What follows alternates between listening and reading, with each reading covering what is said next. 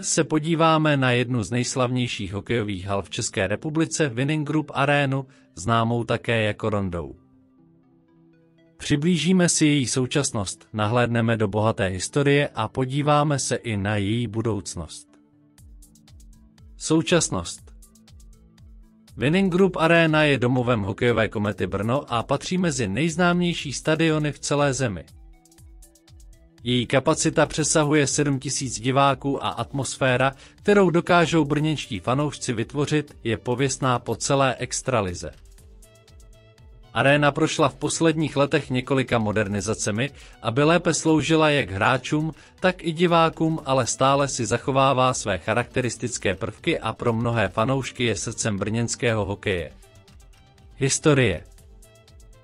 Hala byla otevřena v roce 1982 a od té doby se stala symbolem nejen brněnského, ale i českého hokeje.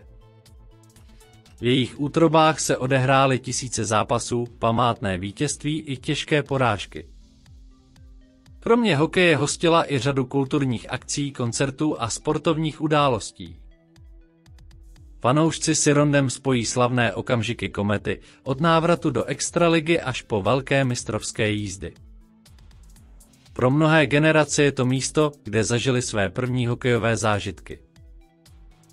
Budoucnost. Budoucnost však přinese velkou změnu. V roce 2026 bude Kometa přesunuta do nové multifunkční haly na výstavišti. Ta nabídne nejmodernější zázemí v České republice a stane se novým domovem brněnského hokeje. Rondou tak čeká nová etapa, i když už nebude hlavní arénou pro extraligové zápasy, stále zůstane významnou sportovní halou a připomínkou zlaté éry brněnského hokeje.